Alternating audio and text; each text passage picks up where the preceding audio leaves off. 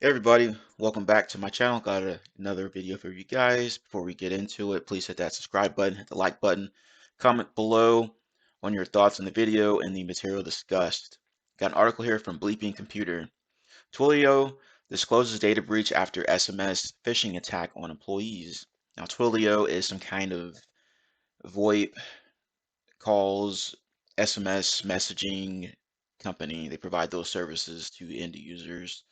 Let's see what happened here. Cloud communications company Twilio says some of its customers' data was accessed by attackers who breached internal systems after stealing employee credentials in a SMS phishing attack, also known as a smishing attack. Happened on August 4th. Became aware of unauthorized access to information related to a limited number of Twilio customer accounts through a sophisticated social engineering attack designed to steal employee credentials. Twilio said over the weekend. They always say some kind of sophisticated attack whenever they get owned. But let's see if it actually is. See, attackers then used stolen credentials to gain access to some of our internal systems where they were able to access certain customer data, which is relevant to those phishing attacks. They get your credentials and then immediately they start logging into whatever they can get into, like email, VPN, other types of services, etc. See, access to the system after tricking and stealing credentials from multiple employees targeted in a phishing incident. To do that, they impersonated Twilio's IT department, asking them to click URLs containing Twilio, Okta, and SSO keywords that would redirect them to a Twilio sign-in page clone. SMS phishing messages baited Twilio employees into clicking the embedded links by warning them that their passwords had expired or were scheduled to be changed. And that is typical of phishing attacks. They will have some kind of sense of urgency and or threaten you, say, hey, your password's going to expire. If you don't change it, you're going to get locked out of the system. Or if you don't click this link, then we're going to lock you out of your account. If you don't act immediately, we're going to do something detrimental to you. And of course, a lot of people will fall for that because they don't want to get their accounts locked out. Let's dig into it further. No comment provided beyond this or the time of this blog.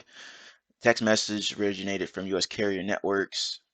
Work with U.S. carriers to shut down the threat actors who worked with hosting providers serving the malicious URLs to shut down those accounts.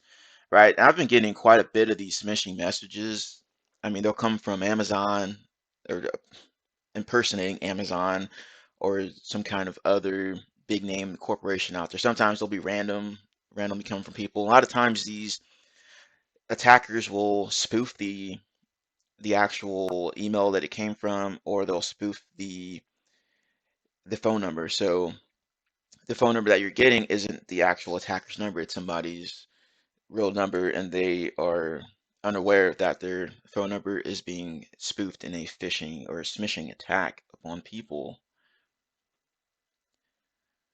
I've heard from other companies that they too were subject to similar attacks and have coordinated our response to threat actors, collaborating with carriers, right, registrars. It's typical response. Credentials revoked, attackers yet to be identified. I wonder if they'll ever find them. Right, they haven't identified. They, of course, they're working with law enforcement. They revoked employee accounts, compromised doing an attack to block attackers' access to its systems, and has started notifying customers affected by this incident. As the threat actors were able to access a limited number of accounts data, they've been notifying affected customers on an individual basis with the details.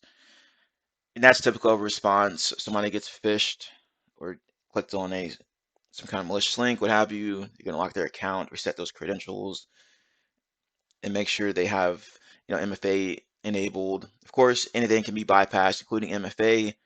When it comes to MFA, make sure you're using what's called like phishing resistant MFA. So you're not using the phone call MFA or the text message MFA because there's known vulnerabilities when it comes to that. Also, attackers can still session cookies when you're already signed in and to bypass MFA.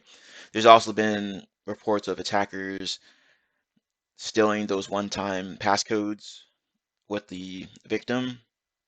They'll usually do that by like a phone call or some kind of other method that provides directions or instructions for the victim to conduct. Like, hey, you might get this passcode through an email or a text message. I want you to send that to me, right? And some people will fall for it. So you got to make sure your end users are properly trained. But there's only so much you can do. You got to have that layered defense in place. Let's get back to it. Twilio also acquired Authy in February 2015, a popular two-factor authentication provider for end users, developers, enterprises. Right, right, right. They have 5,000 employees, 26 offices, 17 countries, blah, blah, blah. There's nothing else to really mention here. But anyway, hit the subscribe button, hit the like button, comment below. Let's see your thoughts on this video, and I'll get back with you with another one. Thank you.